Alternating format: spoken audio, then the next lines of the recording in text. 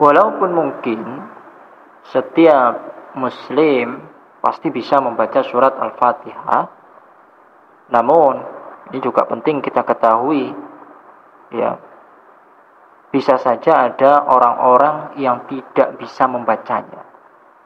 Ini tidak bisa kita pungkiri. Seperti siapa contohnya? Seperti seorang mu'alaf yang baru masuk ke dalam Islam dan belum mempelajari bacaan Al-Fatihah. Dia tergolong orang yang, ya, khusus orang yang tidak mampu membaca Al-Fatihah, karena dia baru masuk ke dalam Islam dan belum mempelajari bacaan Al-Fatihah sama sekali. Ini bagaimana ketika orang ini sholat?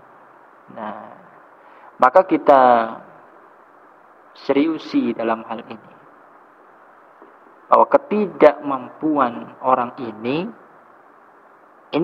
bisa bermacam-macam. Ada yang sama sekali tidak hafal Al-Fatihah, bahkan tidak bisa membaca huruf-huruf Al-Quran sama sekali. Ada juga yang mungkin hafal sebagian ayat-ayat Al-Fatihahnya. Atau ada juga yang hafal beberapa ayat lain, tapi tidak hafal Al-Fatihah sama sekali. Ini perbedaan di antara orang yang dikatakan tidak mampu dalam membaca Al-Fatihah. Nah, di dalam Raudatul Talibin, Imam An-Nawawi rahimahullah mengatakan, barang siapa yang tidak mampu membaca Al-Fatihah karena sebab-sebab tertentu misalkan, maka wajib baginya berusaha semampunya untuk belajar, atau dengan membaca mushaf, labas, tidak apa-apa. Baik mushaf tersebut diperoleh dengan membeli, menyewa, atau meminjam. Dan beliau kemudian menjelaskan, Imam An-Nawawi ini menjelaskan, bahwa bila seorang tidak bisa membaca Al-Fatihah karena uzur, misalnya karena waktu sudah mepet, atau karena daerahnya yang tidak memungkinkan, atau tidak ada guru yang, ya, maupun mushaf, ya, tidak ada guru yang mengajarinya, dan juga tidak ada mushaf dan sebab-sebab lainnya, maka tidak boleh diganti dengan terjemah Al-Fatihah. Tidak boleh. Ya, misalkan nggak bisa kita membaca Al-Fatihah, Ustaz, boleh nggak saya ini ganti dengan terjemahannya saja? Ini tidak boleh.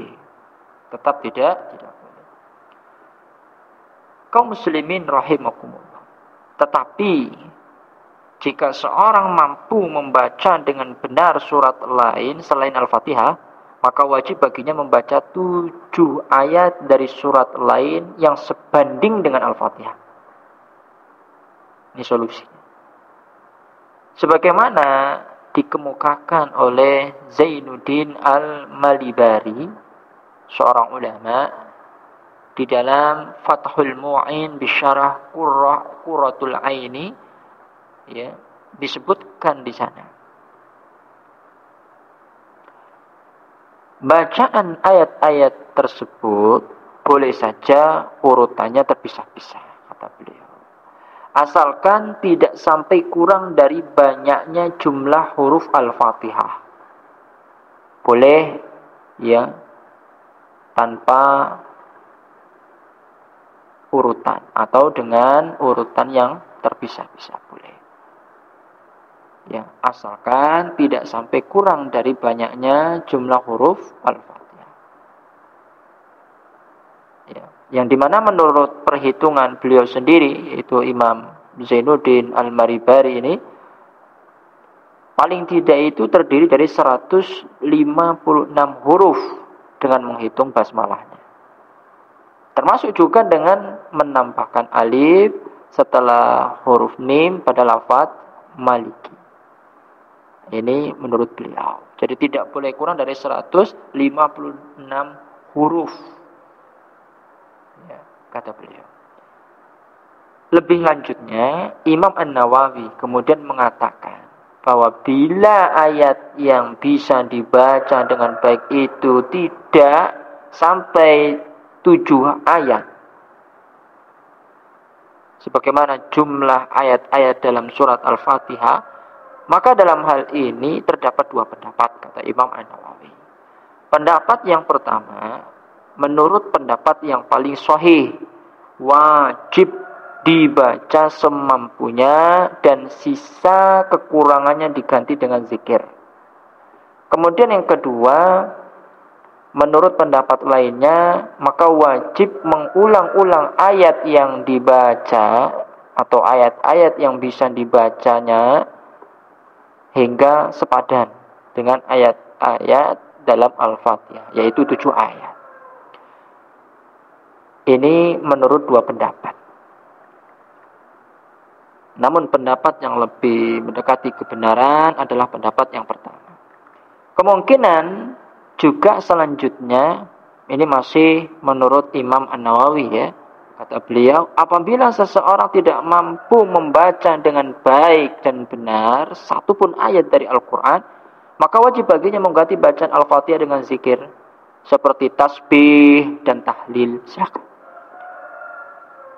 Mengenai masalah zikir apa saja yang wajib dibaca sebagai pengganti yang tadi, maka ada beberapa pendapat. Dan menurut pendapat yang paling sahih, tidak ditentukan. Dalam arti boleh zikir apa saja yang ia kuasai. Sementara menurut kitab At-Tahdzib, ini ada ya, di dalam kitab tersebut bahwa wajib membaca 7 macam zikir sesuai dengan jumlah ayat di dalam surat Al-Fatihah. Dan terakhir, apabila seorang tidak bisa membaca dengan baik dan benar, baik itu Al-Quran maupun zikir, maka wajib baginya berdiri dan diam selama kira-kira cukup untuk membaca Al-Fatihah sebelum kemudian ruku. Ini alangkah mudahnya Islam.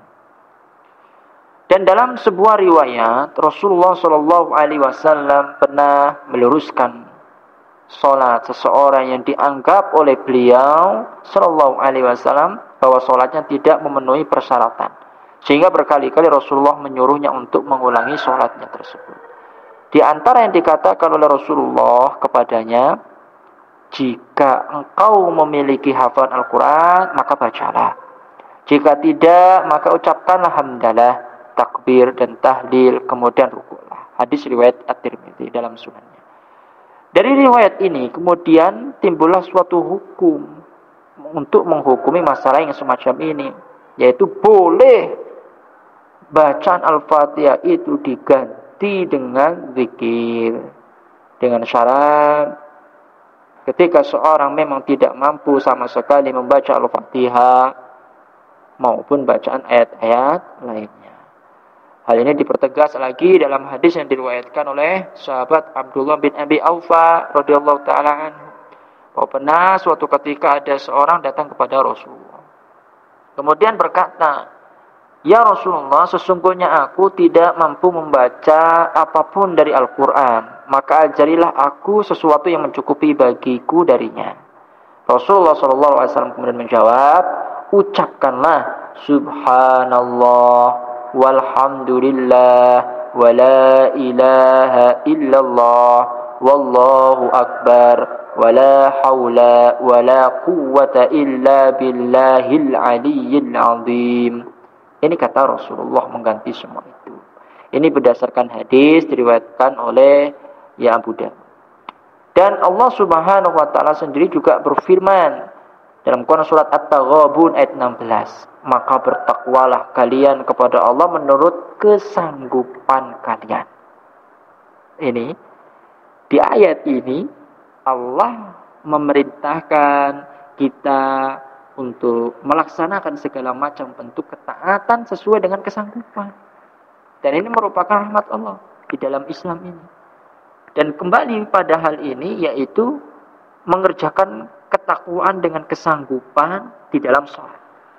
Di dalam sholat memang diwajibkan untuk membaca Al-Fatihah, betul. Namun jika memang seorang benar-benar tidak mampu membacanya, bahkan tidak mampu membaca ayat-ayat lainnya, juga tidak mampu membaca zikir, maka selama ia bisa berdiri, tentu itu saja bisa mencukupinya. Rasulullah SAW juga bersabda, jika aku memerintahkan kalian untuk melaksanakan sesuatu, maka laksanakanlah ya sesuai dengan kemampuan kalian. Maka dengan dalil-dalil yang serupa dengan ini menunjukkan mudahnya beragama Islam dan mengerjakan ketaatan di dalam agama ini.